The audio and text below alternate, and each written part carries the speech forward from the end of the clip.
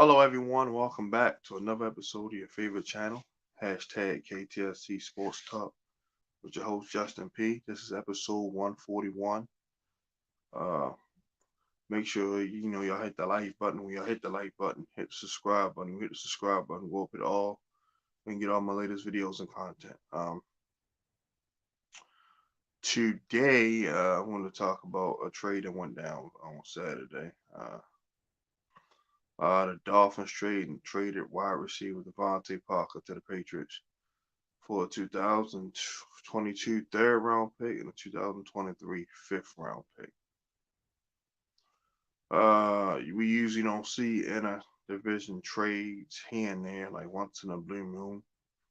Like the last one I saw was the Ravens. Me being a Raven fan, we traded Chris Wormley to the Steelers for a fifth round pick. That's the last. That's the last in the division trade I seen. But it's been a couple in the past, like the Eagles traded McNabb to the Washington, then Redskins, now Commanders.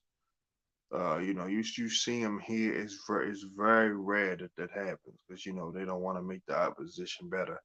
So obviously this was more so had to do with just the Dolphins did just trade for Tyreek Hill, so their receiving room is real crowded right now. They have Tyreek Hill, uh, Jalen Waddle, of course, who they took 6 overall last year.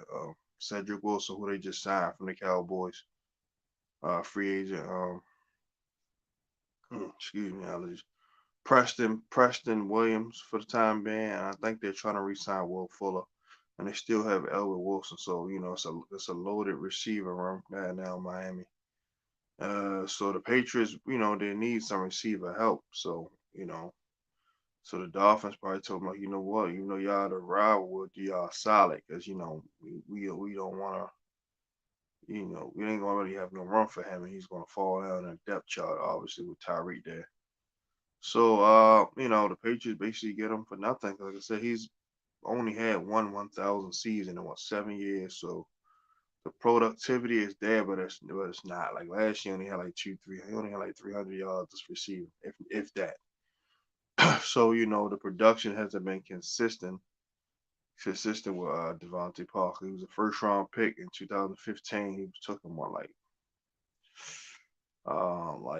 17, 15, something like that. Yeah, because that receiver class had him, Rashad Perriman, Stephon Diggs,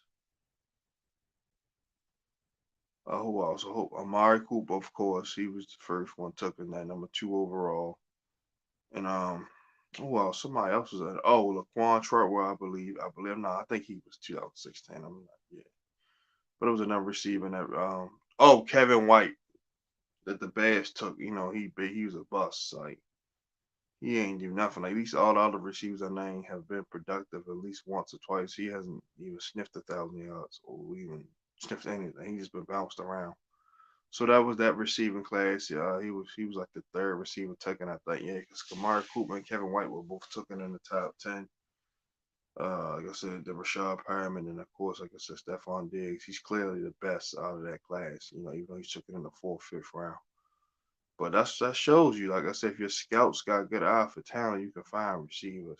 Look at the Steelers. I hate to say it because they're the ops, but they could take a guy in the 7th round, make him a contributor right away.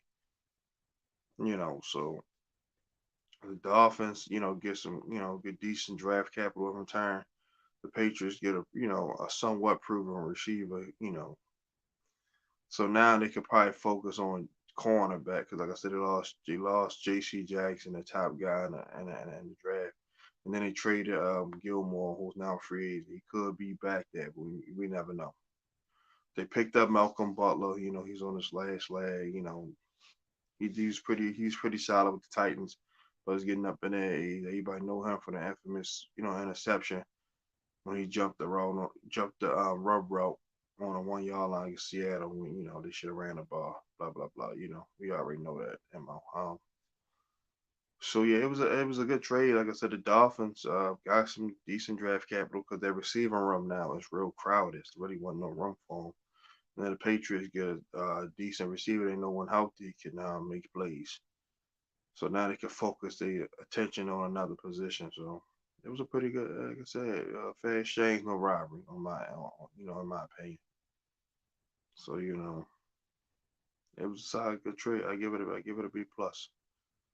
They didn't have to give up a whole lot. A third and a fifth is not a whole lot. So you saying, well, but he went for way more than Amari Cooper did. But I'm guessing his contract is not as bad. He got 2 years left. Whereas Amari Cooper contract is still fresh, and then he had to take on that whole you know 20 million a year. So I guess that's the difference. But yeah, the Patriots receiving core got better. You give Matt Jones another big receiver that can get over when healthy. So now that gives them Devante Parker, Kendrick Bourne, Nelson Aguilar, and N'Keal Harry, who was yet to really come into his own. First round pick out of Arizona State. I was high on him, but he's been a dud. Jacoby Myers, and I think that's it.